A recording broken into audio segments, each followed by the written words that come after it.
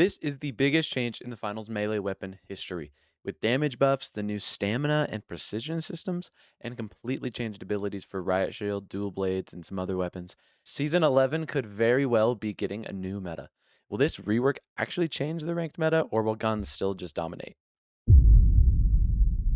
Embark completely overhauled how damage registers. Instead of a flat damage number, no matter where the swing lands, they split it into two zones. So if you land a dead center hit inside your crosshair's precision zone, you get a massive damage boost compared to last season.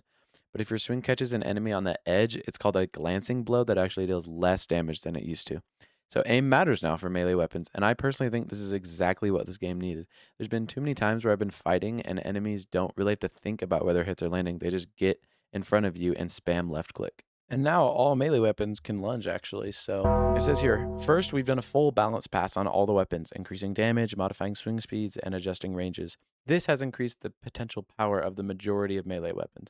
Second, all melee weapons can now lunge toward an enemy when making an attack, and the size of the lunges has been extended. Previously, when making a regular attack, if an enemy target was in range, the game would lunge you up to around 3 meters toward that target to help you land the hit. This lunge now averages around 4.5 meters but varies from weapon to weapon, and this extra range makes it much easier to get a second target or follow up on a more mobile enemy. It says in here, the buffs to damage, lunges, and attacks mentioned above increase the overall power potential of melee weapons and better reward melee players for getting close to their targets. But with precision and stamina, melee players are now required to be more deliberate in their actions to access that potential. We feel this mix creates the right balance between increasing melee weapons' power potential while reducing some of the frustrations many players express when facing melee. These systems, along with the changes to lunging, also give us many more additional parameters with which to balance melee combat going forward, allowing us a greater degree of control to make the weapons feel impactful but fair. Non-melee players finally have a counterplay option for melee players. Quick melee now consumes stamina, so now you can do a kick that knocks players back. On the flip side, specific weapons like the Riot Shield can now perform a shield bash while blocking, letting you bully and knock back nearby enemies. The patch notes say, this type of new quick melee attack provides players with an option to counter melee attackers when they get too close, as well as offering potential counters to items like the winch claw. At the same time, we've taken the opportunity to reduce quick melee's damage as a broader balancing measure to reduce the number of attack plus quick melee combos that can make balancing weapon breakpoints more restrictive for us as a design team. Not having to account so heavily for a burst of 40 damage, almost a third of the light's health, will give us greater control over the balancing of some spiky weapons. I think the kick melee is interesting, and I'm excited to see how it plays out this next season, especially against the winch claws. I play winch a lot, and I wonder how good of a counter the kick is actually going to be, because as of right now, there are not many good counters after you get winched. Like, it's basically like you're done for.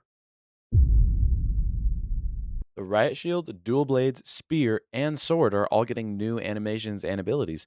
Let's see exactly what's getting changed. We already went over the Riot Shield, so let's just jump right into the Spear. The Spear's spinning secondary attack has been made more responsive, but also requires slightly more skill to use now.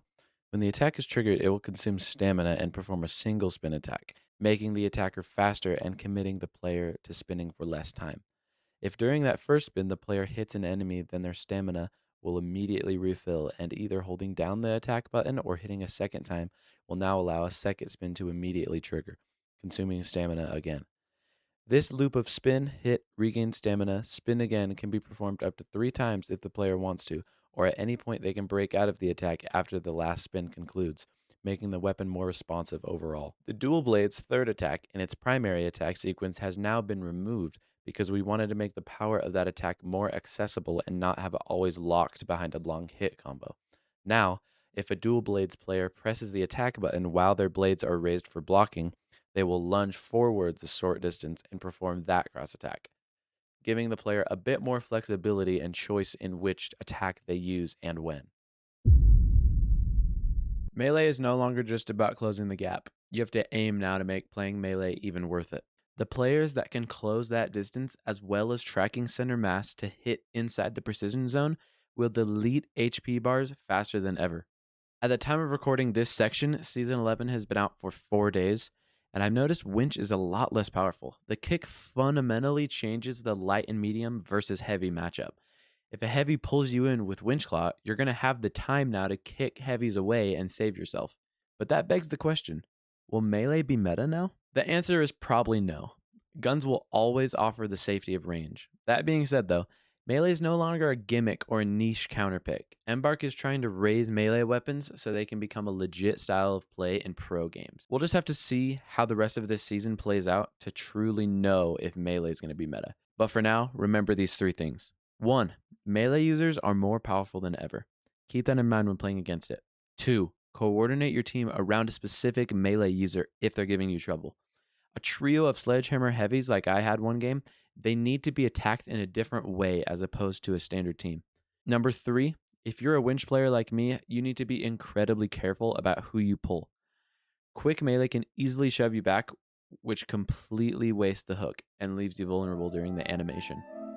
Alright guys, that's it for this video. Thank you so much for watching till the end, and if this helped you at all, please consider subscribing because it helps me more than you might think.